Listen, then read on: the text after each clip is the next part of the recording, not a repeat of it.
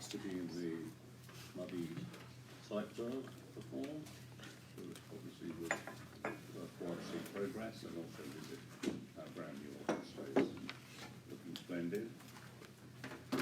Apologies, Louise has got a family hiccup today, so she sent apologies.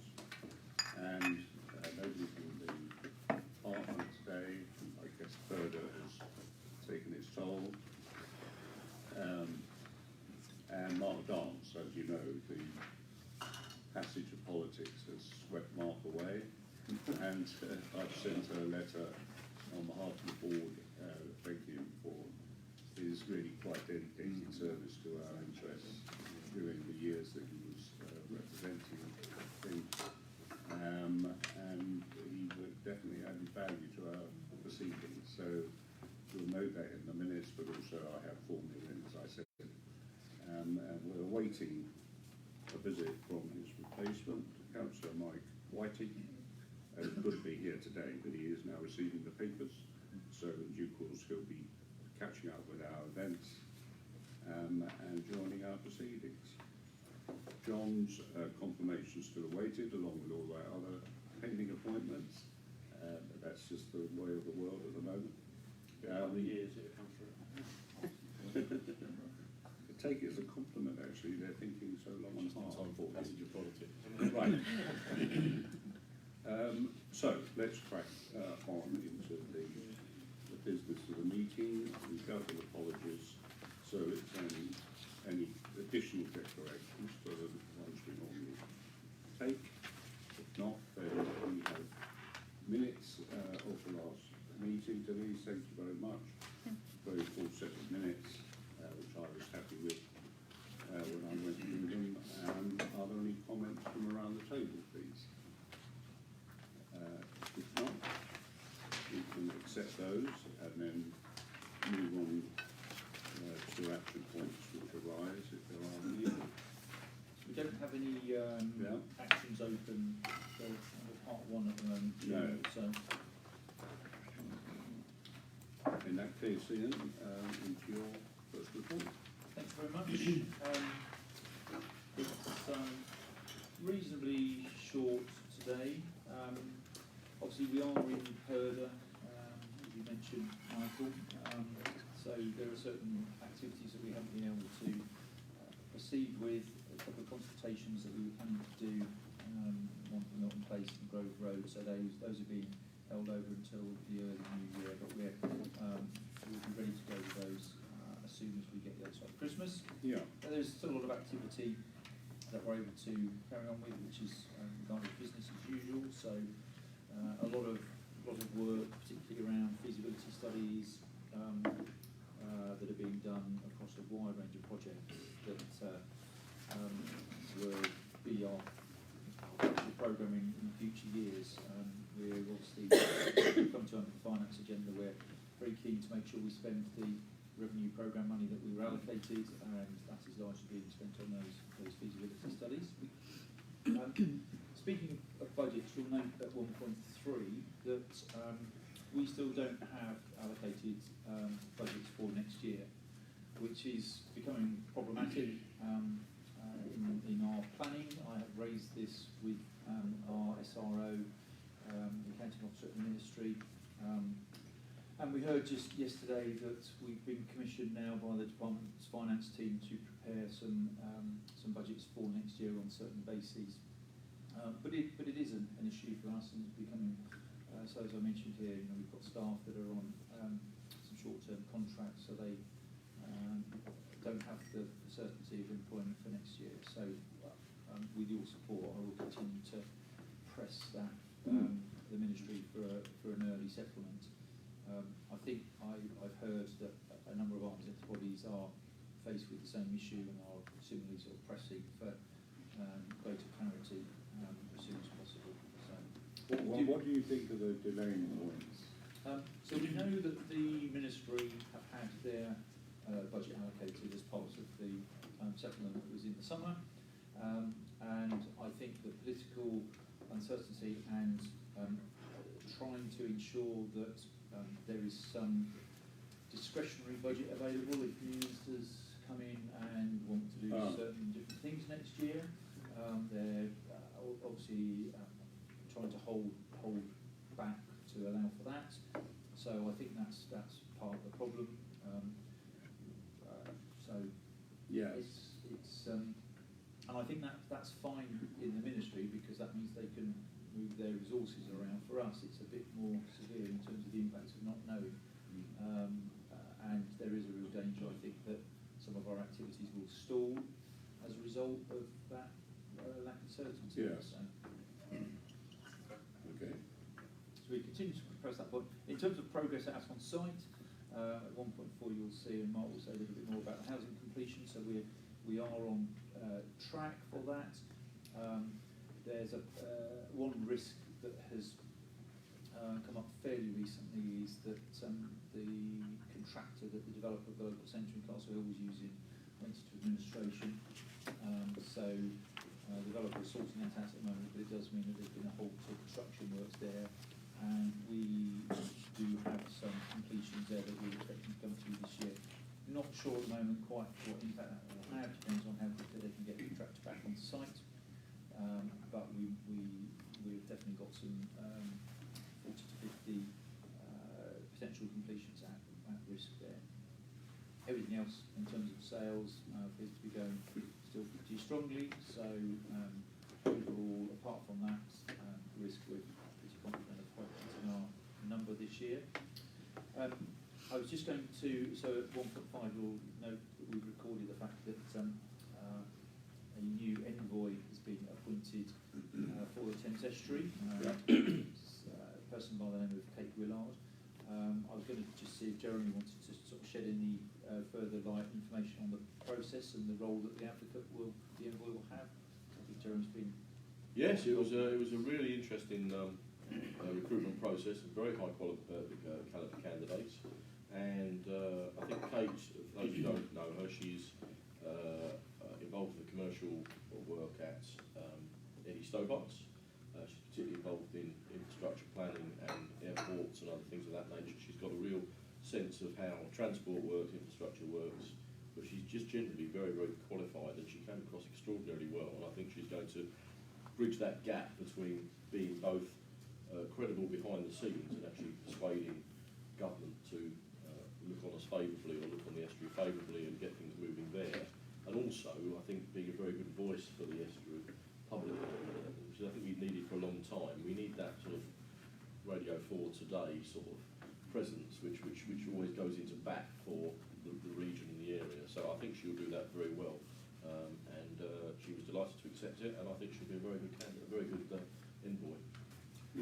I think the team that are sort of looking after the Thames Estuary are looking to see if they can organise a visit from Cape down to Ipswich at some point in the fairly near future. So we'll keep an eye on that. In terms of moving on to other strategic priorities, so following our acquisition of Ebbsfleet Central, after a short pause and intake of breath and some celebration in achieving that milestone, we've gone into a lot more sort of housekeeping stuff. So obviously we've taken over a large complex site, so we need to ensure that management arrangements are satisfactory, looking at health and safety aspects and so on, and making sure that we're our stewardship of the site is strong and effective. So, but we plan to come back to board next month with a fuller report on the sort of next steps and how we plan to take some of that work forward. In terms of Swanscombe Peninsula, there was a public question about this and asking for an update.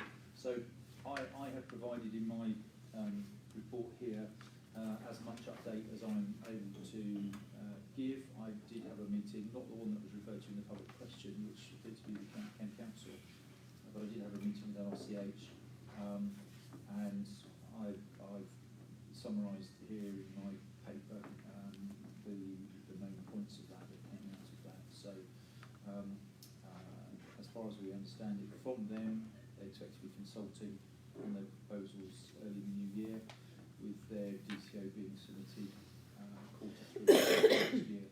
So we have still not seen their plans as yet. We understand that they have done a lot of work with Paramount, but also we were told that they're doing a lot of detailed transport modelling to support the DCO, and transport planning is going to be a critical element of the application in due course. So we'll when we see the results of that, we'll obviously be looking at that very carefully. Yeah. I think really just obviously ask the board to note the progress. You've just been to have a quick look at the bridge on the way down from this side, and the other sort of big capital projects that are progressing. So I think that's all sort of self-evident. So I'll pause there, Chairman, and just see if there are any other questions. Anything? Yes, Gareth. Not a question, but I'm going to make a point now. Every time we hear about progress on LRCH's proposals, I think it's probably my duty, and I'm sure John would agree, to raise the issue of the local businesses who are facing huge amounts of uncertainty and huge amounts of difficulty as a result of the blight on their operations. And I think it's, as a local person, local representative, I don't want to just live in this world of press releases and statements from LRCH. There are real people employing real people, doing real things, who are absolutely blighted at the moment. And I think it would be nice to see a degree of responsibility towards those from the potential operators of LRCH to ensure that they are seen as a good neighbour and arrive in the area in a good way. So that's what I'm going to say. But I'm going to say every time they come up with some new phase, I'm going to remind them there's an old phase going on which is actually affecting more people right now. Jen, I was just going to ask, is it feasible to imagine they could submit by Q3?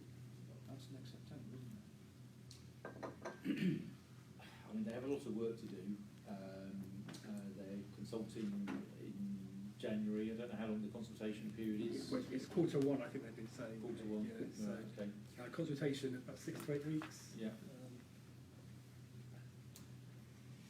I mean, I've never submitted a DCO before, but what we do know about DCO is you have to do an awful lot of work and information in order to make it, in order to submit it. I think because we haven't actually seen what has been done, then we don't know what progress they've really made with all that technical work. So it's probably difficult for us to say, if I'm honest, Bob, but to say we do know there's a lot of work. We just haven't seen that work, so to speak, to judge. Yeah. Following that line of thought, in particular what Jeremy said, I'd be interested to see what the resort people have in mind for economic linkages, for businesses that they can grow on site, connections with adjoining companies, and I'd expect to see that as part of their proposals going forward.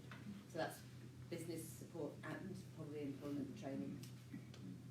I think from the conversations we've had, that linkage is certainly appears to be appreciated,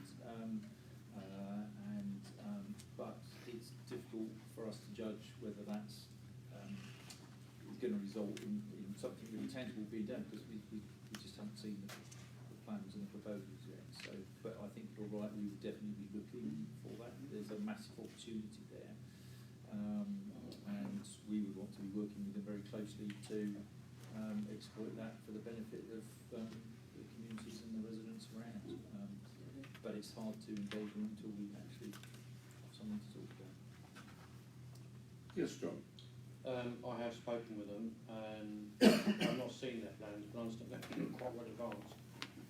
What I have said to them, in my view, is in order to get proper engagement with the EDC, Dartford and Gresham Borough Councils, they need to engage their teams with our planning teams, and that means they have to pay for our time and effort on it. Yeah. They've agreed to that, and apparently they're going to be coming forward by the end of this year with a proposal to come to see Ian, Jeremy and myself with their schemes and plans to go through them. Good. Okay, enough on that, I think. Anything else for Ian at this point?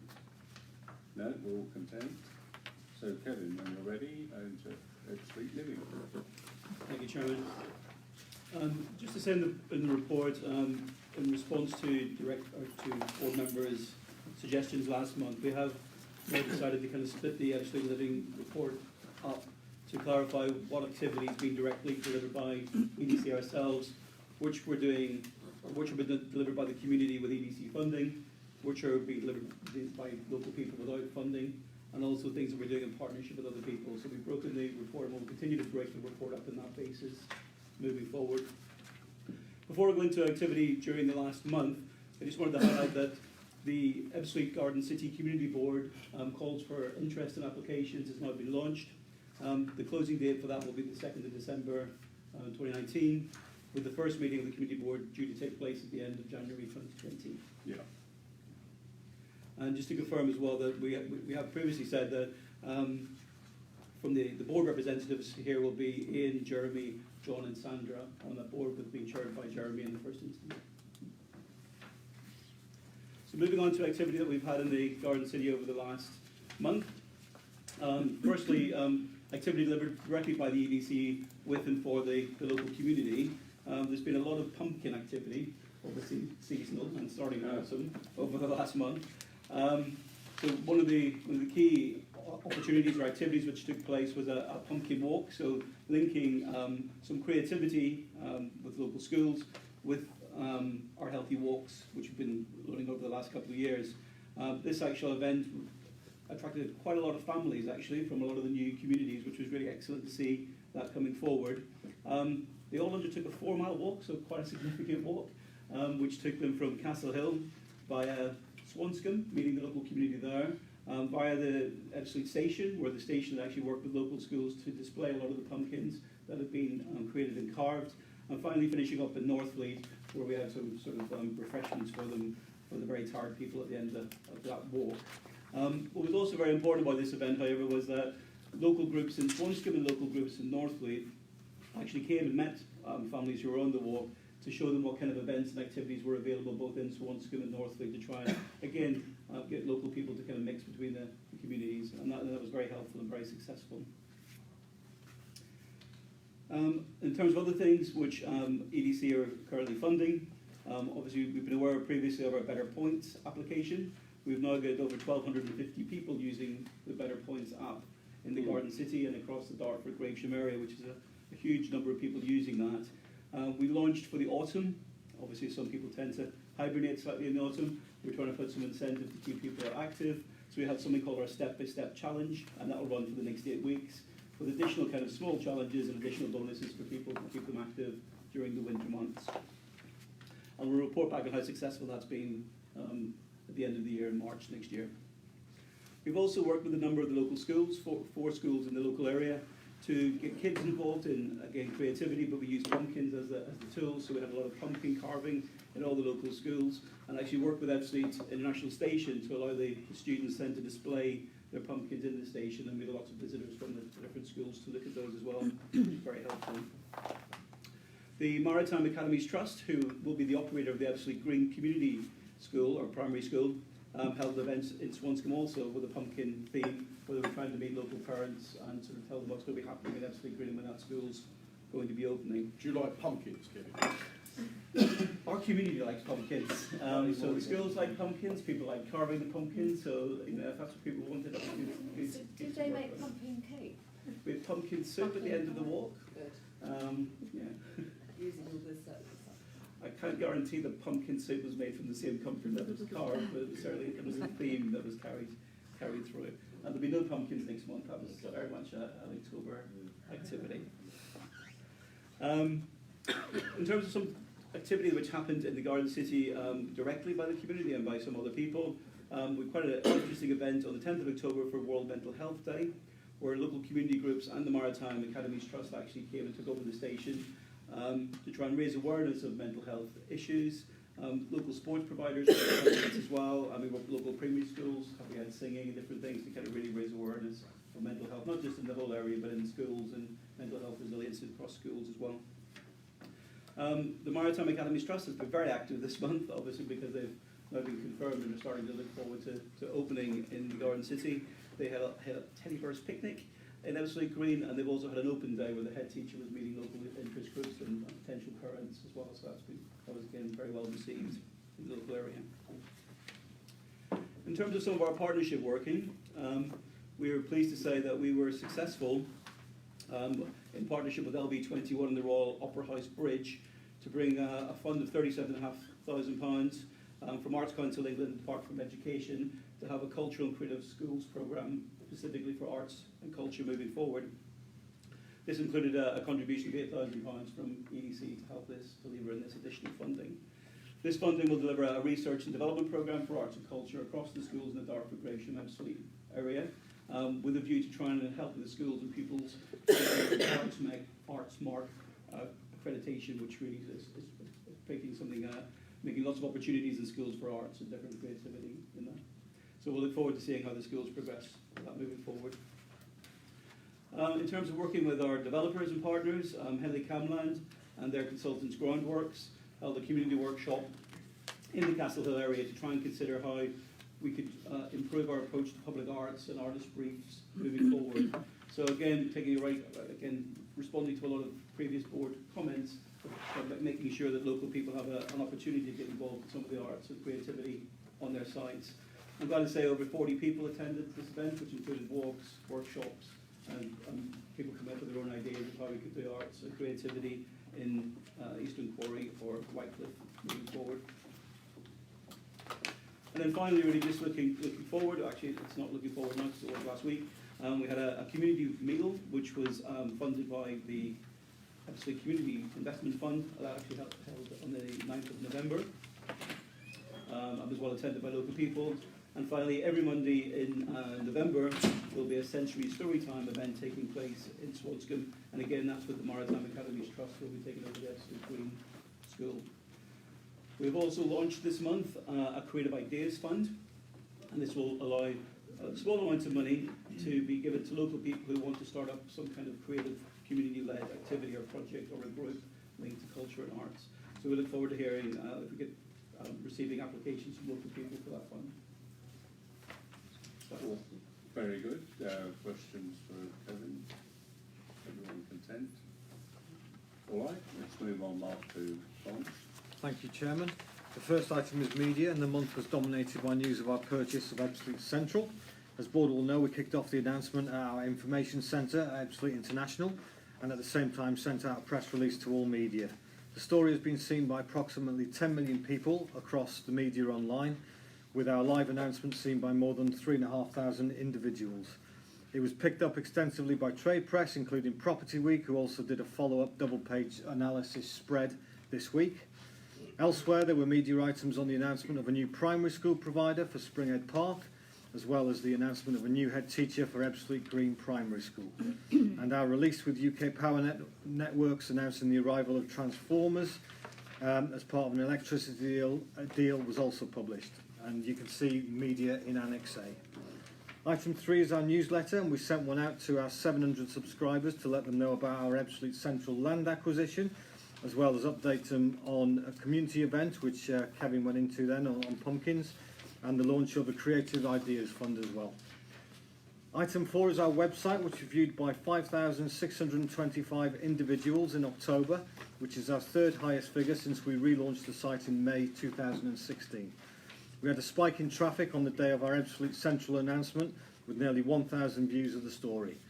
Trends in our website traffic can be seen in Annex B. Item 5 is social media, and our posts across our channels were seen by in excess of 100,000 people in the last month. The most popular posts, no surprise really, were about Ebbsfleet Central, which was seen by an estimated 80,000 people in total. And a drone video of the area that was acquired has been seen by many thousands of individuals as well. Item 6 is the latest in our drone filming of progress at Springhead Bridge, which went ahead last week. We have just finished editing the film now, and it will be on our website and YouTube channel as of tomorrow. Item 7 is live streaming of board, which last month was seen by 868 individuals on Facebook, Twitter, and our website. And that is individuals, Jeremy, not one person. Thank you. Yes, thank you. I like the newsletter. I thought it was suitably upbeat about our present position and informative and crisp at the same time. It didn't drone on about it. Okay, any questions then for Mark, please? That 800 odd viewing figure, is that higher than usual? Is that half? Higher than Well, we've been averaging since we've been putting it on our website. We've been averaging about that, so it's gone up and up. Yeah. I think the highest. Compared to the number of people on our website, that seems like quite a. Well, I think the highest number we had was 1,200 actually once. Yeah. Worth carrying on. Yeah. Other questions on press or media? No, that was a good month. Thanks, Mark. So let's go on to planning detail then. Thank you, Chairman. So section 2 provides a usual update on the planning committee. So we're meeting tomorrow night to have a presentation from the Maritime Trust, who's been mentioned a couple of times in relation to Ebbsfleet Green Primary School. So that will be a presentation with Gen 2 from KCC and also from the Trust. We'll be looking at the temporary provision as well as the permanent provision. So they're looking to hopefully open a temporary school there in September 2020. Obviously, they won't have permanent buildings by that stage, so we'll be looking at the temporary provision as well tomorrow night. Also going to have a briefing from Simon so that the committee understand what the roles and activities of the designer forum are. And then there's a few other updates from the case officers on the various different applications we've got, particularly in relation to the December meeting. So 2.3 just updates the table as usual. You can see a few applications there, all identified for December. So we'll just be quickly running through those with the committee tomorrow night. Ebbsfleet Green Phase 2C is also listed. That's obviously been on the list for a while. The case officer and Simon Harrison had a good meeting with Redrow the other day to look at ways in which that could be brought forward. So that was a positive meeting, I'm told. And Alcuden Farm is also on there. That application's actually now been withdrawn as a result of the discussions at the design forum. So section 3, relates to the design forum. So as you mentioned, Alcuden Barn was the first scheme to go. Obviously, we've discussed Alcuden Barn scheme a number of times at this board meeting. And I think that the session was very helpful.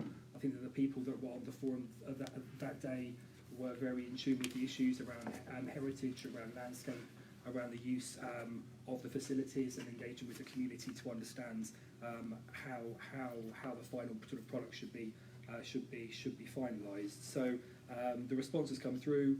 And the developers are considering that. We've also got the second design forum arranged next week for the Ebbsfleet Green Primary School. Section 4 provides a quick update in terms of local plans. So we had a good meeting with Gresham planners to understand how we can feed into the local plan process there and do joint work in terms of some of the evidence-based work.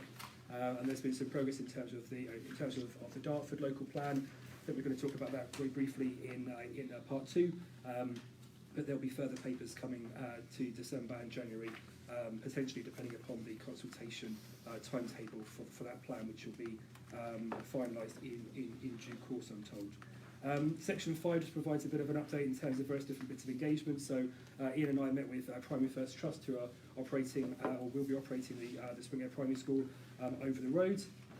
We also had a really good meeting with the Environment Agency and the Thames Estuary 2100 team, looking at the way in which flood defence needed to sort of work, all the way down the Thames. But they've had similar sessions with authorities in London and in South Essex. So this was an event, Dartford, Gresham, Medway, and ourselves, and there'll be further engagement moving on in terms of local plans and master plans in due course on that. I also had a good meeting with Jeremy to talk about the Dartford Sill and the infrastructure provision as a result of that. Section 6 just provides a quick update in terms of the Urban Archaeological Database, which I have mentioned here previously. It was some time ago now. KCC are doing some work on that to really interrogate the level of information we know about historic assets and archaeology in the area. It's sort of creating a bit of a 3D model to understand where those different assets lie beneath the ground, and then ultimately that will help developers to understand the constraints and opportunities when they are bringing schemes forward. Section 7 and the highlight reports obviously provide the update in terms of the various different sites. Just one key thing which has happened, I've just been emailed about now. Countryside and Clarion have submitted their first phase for Ashmere, so I think that's about 280 units. So the top north western corner, so top left, just off of the Blue Water roundabout, the Hedge Place roundabout. So that's appeared on the planning portal today. So that's a good step forward there. And then section 8 just relates to housing numbers. So Ian's mentioned a couple of those already. So 303 starts and 356 completions so far this year. The developer forecast is interesting. The developer forecast originally was 625. Last month I think I reported that that's dipped slightly. Now actually we're at 634, so you can sort of see that it does fluctuate all the time. Ian mentioned the potential issues with Newcrest. That is potentially 46 completions which are at risk. So that would obviously bring that number down below 600, so we'll obviously be aware of that. Interestingly, Newcrest aren't currently saying that, but it's just to sort of flag up the fact that there's a potential risk there. There was also some information that we had from some of the developers. Some of them are reporting increased build costs. Some of them are talking about bricklayers as a labour shortage at the moment. So we've got the developers meeting again next week, so we can speak to them a little bit more about that then. Couple of things on the dashboard before David asks. There is a slight difference between the started and not completed number from this month to last month. I am guaranteed that the number is correct. It's just that some of the numbers actually fell into last month. So the number is correct, but it doesn't correlate to our monthly number. And the other a different bit of this, by the way. Okay. And then the graph. You guess what it'll be this time. We were also asked to have a look at the graph in the bottom left corner. Is that one? Yes. This was quite interesting because what we're finding is that Claire's obviously engaging with the developers and is getting information on starts and completions. Obviously, she can go out and she can actually look at what houses have been built. But of course, starts and reservations, we are totally dependent upon the developers coming back to us with information. And unfortunately, it isn't as though, so obviously there, you can obviously see a massive difference in terms of Q3, but I wouldn't say that that is a true reflection of what's happening because we haven't, unfortunately, been able to get information from all of the developers. So we will explain to them, as I say, when we meet next week, that these are important ways to sort of guide how the market's going. I will hopefully have a slightly more complete picture for you next month. But that was it from me, Chairman. There you go. There was a question sort of around that bottom there, because that was the one I was looking at this Okay. time. And I was trying to look out the sort of the message that it was giving me, really, and I was probably looking back at the previous two quarters. But are you saying that we shouldn't read too much into that year-on-year figures, because they may not be correct anyway? Yeah, I mean, they were do you correct think in previous terms of... quarters may be correct? Because I suppose what I was registering here was a lower level this year Yeah. on sort of reservations. I was using the word sort of reservations, which is probably market sentiment. Yeah. And I was just wondering what we could read into that, because I was struggling then to work out what that might be telling me, whether there was something in the market that was beginning to just go off slightly. Yeah, I think that there has probably been a general drop in comparison to last year. Obviously, some of the prices are being adjusted, some of the incentives are being adjusted. The developers are telling us. So I think that as a trend, we can probably conclude that.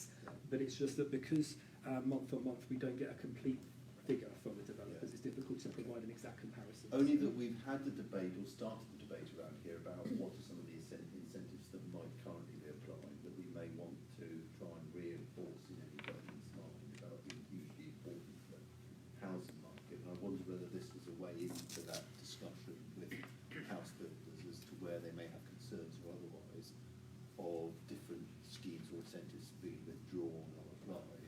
Yeah. And is there something we might just want to take note of there in terms of passing the message Yeah, up I mean, the line, I suppose? as usual, feedback has been that Help to Buy is incredibly important. Yeah. So that was only from one developer, but I'm sure that they're quite reflective of the market. So we'll interrogate that a little bit more when we see them all as a group next week, and then we can think about ways of feeding that back. Yeah. Just add Well, something. yes. Sorry, just add something to this Oh, point yes. about the market, Chairman, because I think Mark's right. What they generally report is that sales generally are a bit slower than the last 2 years, but in the last 2 years they were pretty exceptional.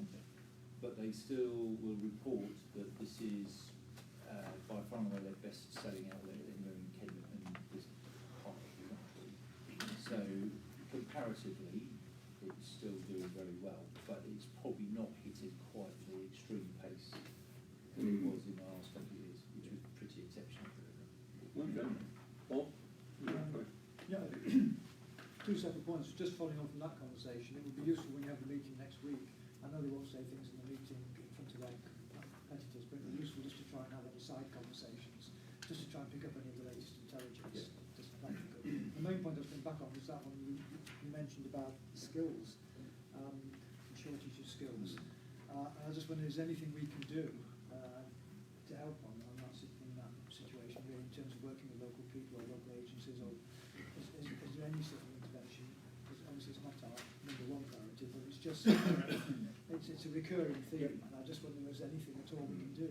Well, I'll turn to my colleague on the right, who's probably itching to tell you about what we are doing. So with Kevin. a few things. Yeah, so with Kevin and Paul Bounger, we're looking at a bid to the CITB for a construction skills initiative. The idea being is currently the CITB have said across the Kent area 50% of students who are going through the construction skills courses, that's across the board, are not going on to construction skills jobs. What we've then identified is that the students which are there are finding it very difficult to match into the construction industry.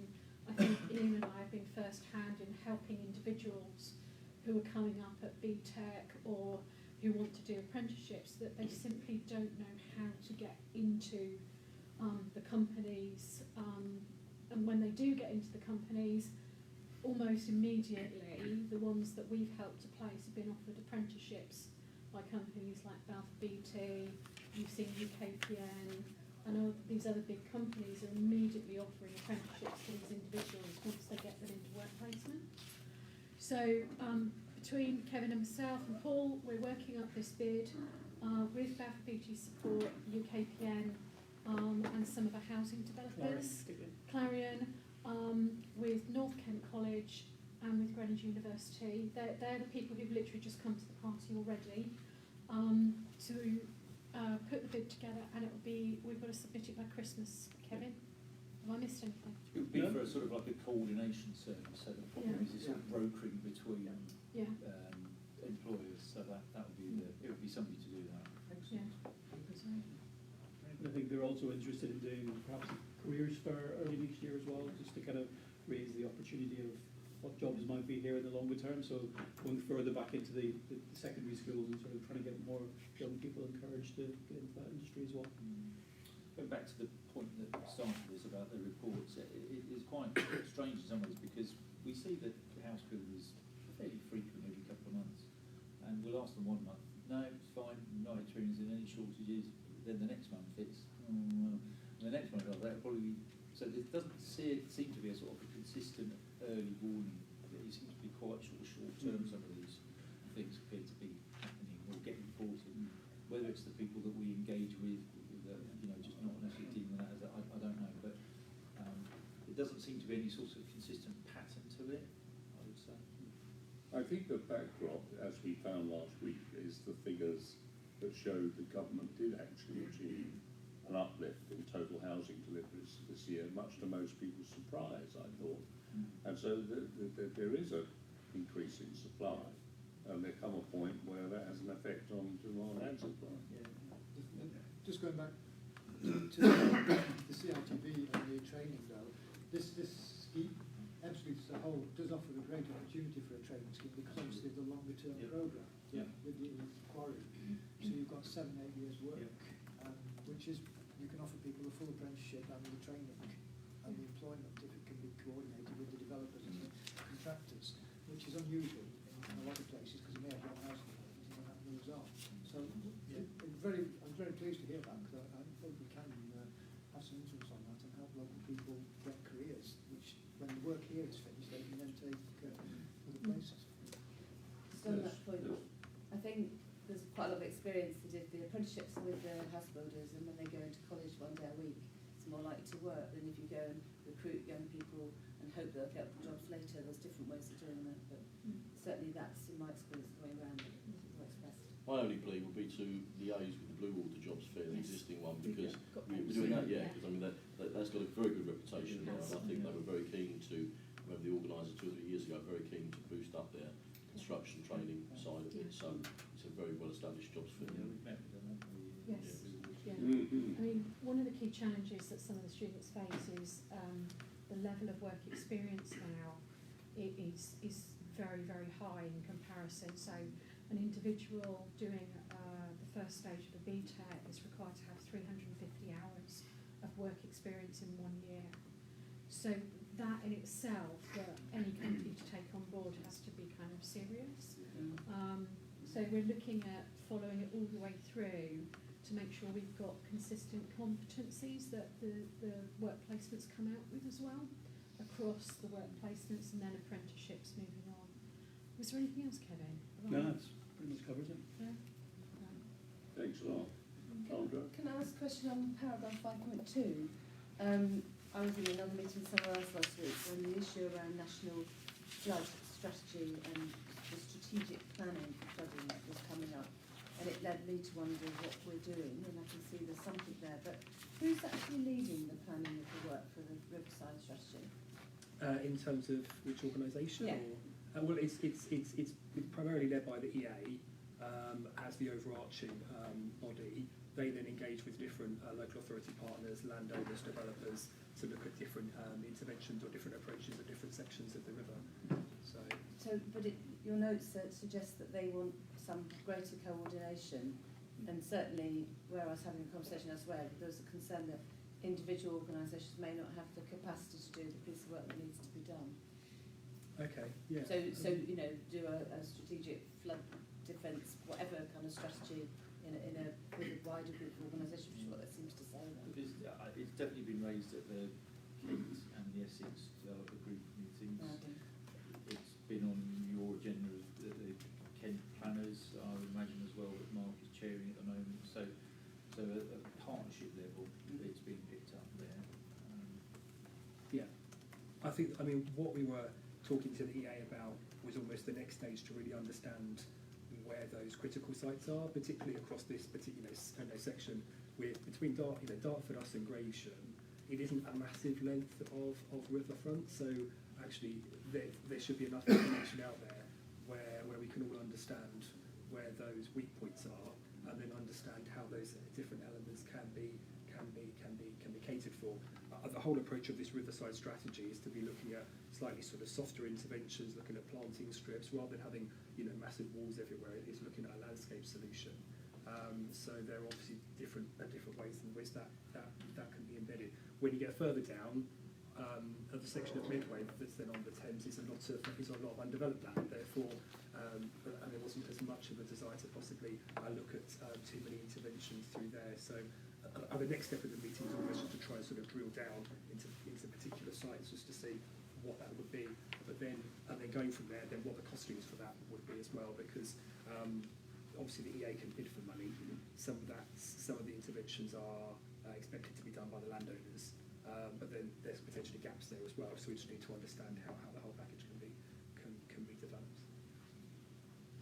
All very good. I think we're done on that paper. So Vicky stepped in because Gerald's drawn away today with Hamilton. So Vicky, this is your first time standing, so we're all ears to hear your report. Thank you. Thank you, Chair.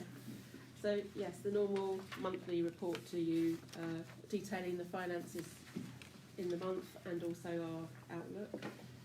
In the highlight box then we've got the very exciting acquisition of the central area, as has been referred to previously, which was our biggest individual financial transaction that we've undertaken to date, which went very smoothly from the finance side. The bank manager must have been so pleased. I think they're quite excited, yes. And then later on, at the end of the report, we'll look at the review of the procurement policy and the contract management policy that would require your approvals. Running through the report, we're working at the moment with the Ministry on the SUPS process, which is where we just past the halfway period.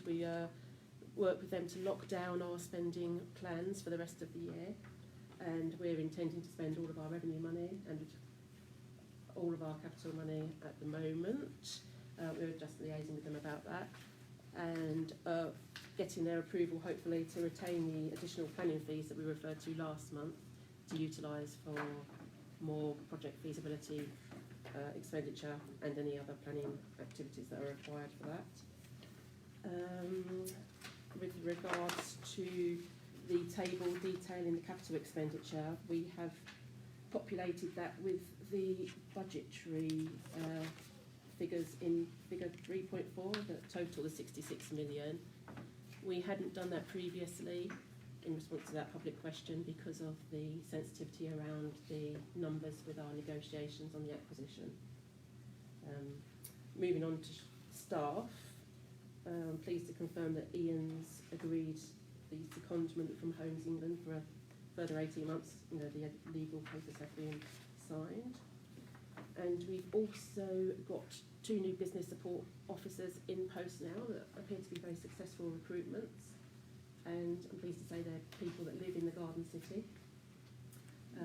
So it's encouraging that communities are being built and we're providing jobs for people who live here. The board, we've touched on, Chair, that you said our thanks to Mark Dance, and we hope to see the new incumbents soon.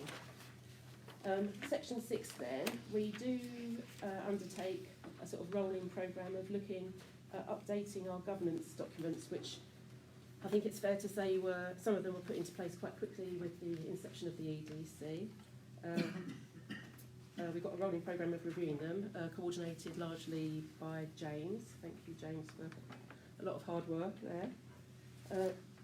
We've looked at the gifts and hospitality policy and transparency this month, which only had minor amendments, so they haven't come to you on business continuity. Here we've got the procurement policy and also a new contracts management policy appended at B and C. I think, you know, times have moved on quite a lot in the last couple of years with regards to the volume and the size of our procurements. We had an internal audit visit in the last financial year, which, whilst it was not a bad report, it was, there were various recommendations that came out of it. So we've taken the opportunity to revise the procurement policy itself and tied that into our procurement with our purchasing of the new computerised software, the module that's going to manage our procurement. Intend. So that's just being installed at the moment with the training for the staff next week, I think. And to tie in with that, and because of the audit report about the consistency of contracts management, we've got a new contracts management policy for you to review and hopefully approve. So I don't know if you want me to take you through any of that with Julia, whose team have also done a lot of work on that policy. Very good. Thanks for covering all that ground. Are there any questions around the table? Yes, Sandra. Just one question. Thank you for the thorough report and all that. But on the contracts policy, do you use framework agreements sometimes when you're seeking?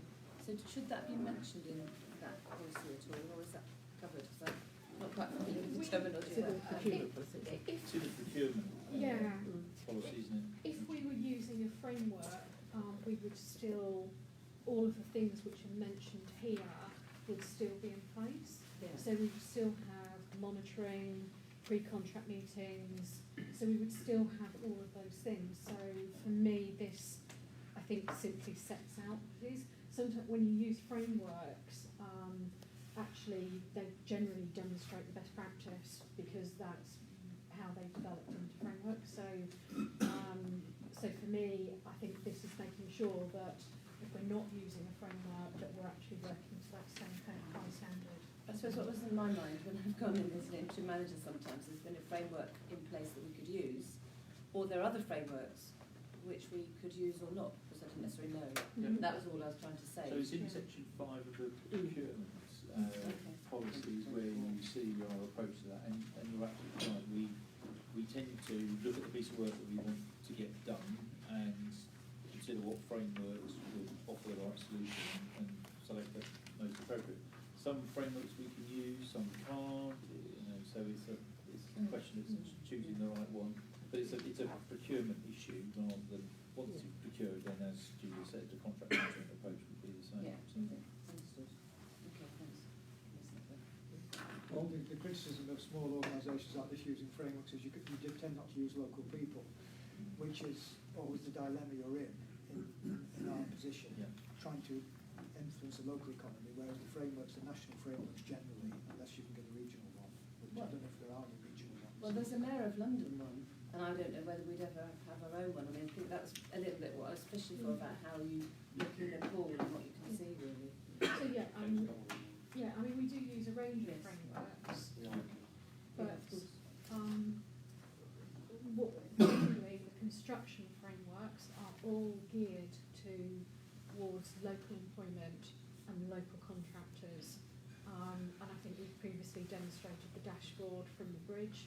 UKPM working exactly the same way, and so would Highways England when they're bringing forward their schemes as well. So, you know, I'm quite happy to get that dashboard back out so you can see where we have leveraged that. I think we're up at 80% local companies contributing towards the Springhead Bridge scheme, for example. No.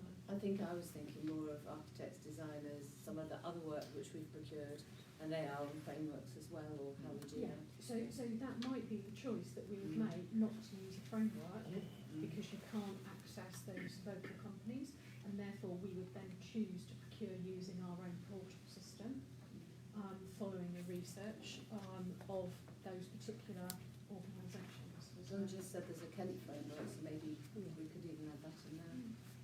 Yeah, so we do tend to look around at whatever framework we think is going to suit getting the job done, really, which so we use it quite effectively. All very good. So if we finish there, we can now take the public. Oh, sorry. To approve. Yeah. Yes. Policies, yeah. Very much so. So we've had tabled the responses to written questions which members of the board have had a chance to comment on this in the last couple of days and have no comments which are incorporated, and those have been tabled and are on the website as usual. That then concludes